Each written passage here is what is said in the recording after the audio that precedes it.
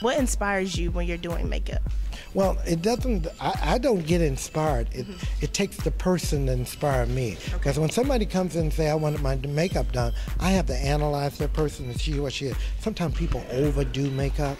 I always take and find the finest thing, the prettiest thing, and you build upon that. I'm looking at you right now. You got those beautiful red lips, but you also have wonderful eyes. So I use that as my inspiration. All right. And how much is too much? Well, how much is too much? When people don't start complimenting you and they look at you and they just turn their head, that means you got too much. Okay. And when somebody tells you, "I love your eyes, I love your lips," that means you did the right thing. So you repeat that over and over again. Okay. What would you say would be a best feature that you've done with, I guess, Oprah? Well, you know, Oprah has that wonderful thing that has no features. You build the features. You do that thing while you bring out her eyes, you bring out her lips. I just love Oprah's smile. So I always work on those lips. People used to tell me, "What color was that you put on the lip?" I don't know, because I mixed a lot of them. But what makes them notice that lip is the smile. The way you carry yourself. I tried to talk to people today to let them know that that small thing that you're forgetting about could take you to your plateau. Oh, okay. Well, you know what? That's a good quote. Okay. All right. And then I guess my last question to you would be, what's something you should never go without in your purse? I think it's lipstick or lip gloss or mascara. Mascara is so important. I even put a little bit on myself today. It brings my eyelashes out. So it just enlightens you. Right. You never should go without anything. Right. Even if you dust your face with a little floss or bronzer, it's really good. You have really beautiful skin. So to me, to toast that with a little bronzer is the ultimate. So that's the one thing you should never go without. Well, thank you for my tips. Okay. You got to pay me for them, though. Oh, no, I sure will. What does it take? I know you guys were up there talking about, photos, commercials, being photogenic. What does it take, when you're looking at a model, their bone structures and stuff like that? What does it take in your eyes to make a good model?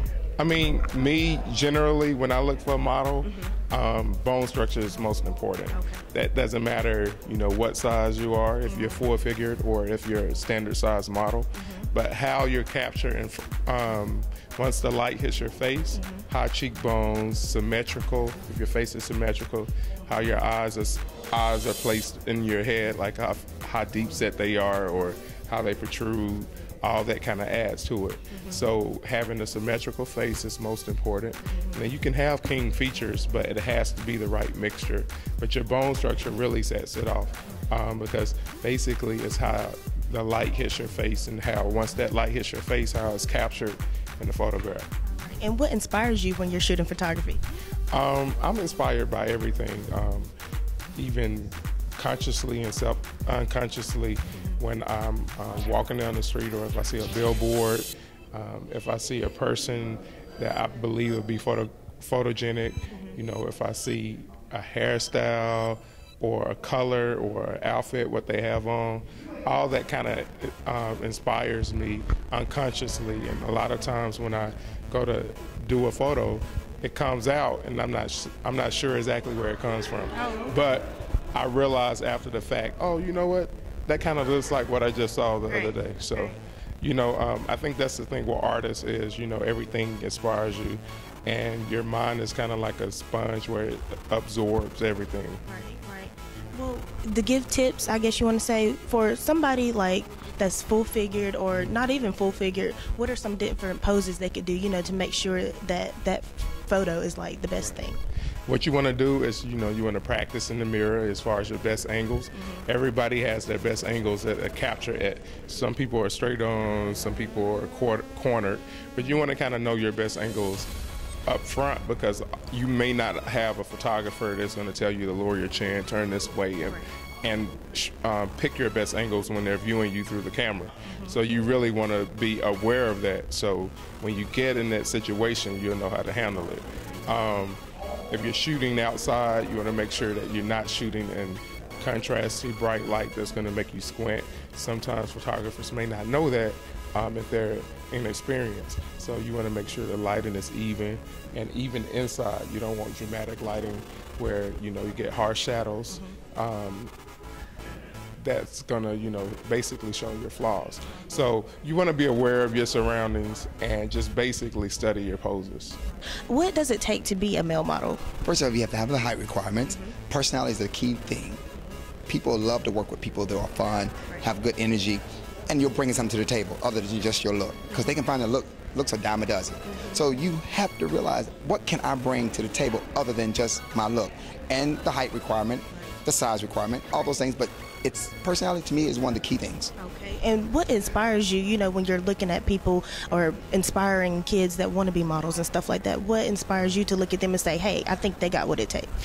Again, that personality. When I see something in it, and we always say that kid has it. It is what? That's something different that other kid didn't have. When you see 200 kids or however many kids there are, and that one walks up with some kind of bubbly or whatever the personality is in them, that's when you go, oh my God, that kid, I would love to work with that kid or help that kid along the way, whatever it is. But certain things that they have and qualifications they have that meets it. Right. Well, we seen you in CIAA, working your stuff and everything. Right. Is there some future things in the works for 2012? Actually, I'm shooting a commercial in Tuesday. Oh, really? Right. Okay. Some furniture commercial. Just see another paycheck. Okay. Well, you know what? Y'all talked about commercial modeling a lot. Do you find that better than, I guess, runway? Actually, I love runway because it's live, and you get the response from people right then and there. Commercials, you get the response later when someone sees the commercial and come to you, I saw your commercial. Yeah. But to me, I like live things better. Star Connor for Access Charlotte, sitting here with the lovely Miss Cynthia Bailey, and she was in Charlotte this past weekend for her model search. How was it this weekend? Well, you were here watching everything. Yes. I mean, I felt like it was very successful. One of the reasons that I came to Charlotte is because I had an overwhelming response from Charlotte in terms of applying for my school. So even though I am in Atlanta, I do get a lot of out-of-town response, and everyone can't come to Atlanta. So I figured I would try to come to some of these other cities that were interested. Well, starting the agency, what inspired you to do that? Well, being in the industry for the past 25 years, I'm often approached about, how do I get started? What do I do? Have you ever heard of this company? Is this a scam?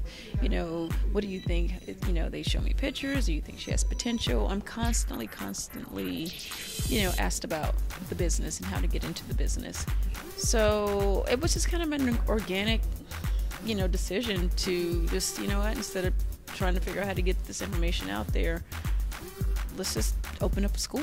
Right, and you had a list of panel up here. You had Reggie Wells, Derek J, Derek Blanks. What does it take, to get these people involved and want to help out, with people wanting to be models out there? Well, my success in the business speaks for itself. So, Reggie and I worked together for years. We did my first Essence cover together. So we have a history together. Derek, we knew each other from Atlanta and also from the show, Real Housewives of Atlanta. Derek Blanks, I met him in Atlanta as well. These guys are at the top of their game. I also had Nadia Sherrick, who's works for Click Models New York City, which is actually the agency that I'm with. Susie Sugarman, big booker for years in New York City, very well connected. Marcus Jackson's with Caliber, right in Atlanta. Rodney Harris, Slam Management, and he's also the director of the Bailey agency now. Satchel Gesture was here. He works for Black Enterprise. Satchel's a really, important, up and coming, stylist and art director. I think that when people see you trying to do something like this in the business, and they know that you're the real deal, I think they don't mind supporting you and getting behind your vision. I learned a lot personally, sitting in your class today, and I wanted to tell you that, I wasn't even looking to, be a model, but I learned that, you don't have to be a certain figure size or certain this, but it's different models out there. So what does it take to be like the fashion runway or the commercial or the print? You told a lot of the people out here today the different things you could do. Well, there's so many different types of modeling, and that's one of the things, this is why coming to these kind of seminars are very important. I get a lot of response when it comes to the model search and try to be models, but I don't get a lot of response liaisons when it's time to come to the industry workshop panels to figure out how it all works. Most people think, oh, if I want to be a model, I have to be this height and this whatever. There's so many different types of modeling, and we discussed all those things today. Typically, the standard is 5'10", 5'9", 5'10" and up, size 2. If you're trying to do it like professionally in New York or in Europe, that's what it is. It's not, there always is an exception to the rule, but for the most part, that's just what it is, and that's just genetics. You can't stretch your body. If you're 5'2" and you're passionate to be a runway model, this is not going to happen. This is not going to happen because you're just too short to do it, professionally. Now, if you want to do some things locally, that is fine. But a lot of the people that, I'm more interested in people that are really trying to do it, trying to get to the next level. I find that so many kids are frustrated that they keep hitting walls and they just have not been getting the information or been getting the wrong information. And it's been costing them a lot of money to do it, which is why I wanted to make my model search affordable. $150 is a very small investment into something that you are trying to do for a career. Okay, is there such thing as too old for this career? Well, that goes back to different kinds of modeling. For lifestyle modeling, there is not really an age limit. There's classic modeling, which are some of the older ladies who really, have it together at their age. So no, there's a such thing as too old to do, the editorials and the runway stuff in Paris when you first start. Yeah, that's definitely, the Vogue magazines and all those things. They usually want girls, quite young when they're first starting. But going into the other different types of modeling, age is not really an issue. You definitely inspired a lot of people today, and you inspired me personally, just listening. And what's something that you would, I guess, tell, the girls or the guys out there that are just looking like, I don't think I have it, or, just what's a gold quote or something that you would, tell them? Well, I think that, a lot of people, what I find is so interesting, a lot of people that do have it don't think they have it. And they're the ones who I meet on the street and they would never even think about being a model. And those are the ones that actually have it. And then a lot of times the people that don't have it are the ones that want to do it the most. So it's really, really interesting. So I think I said all that to say, you may not know if you have it. You may think you have it, not have it. You may think you don't have it and do have it. So it's important to, if you have an opportunity to be in a room with someone like myself or some of the industry professionals that I brought here, they're going to tell you straight up, yes, no, yes, no, because they know what they're talking about. And we're not in the business of just trying to convince somebody they can be a supermodel if they can. Like, what out of that? So. You the most beautiful model that I love. But you know what? Thank you so much for coming to Charlotte. And you know what? I cannot wait to see your finalists and your winner. Thank you.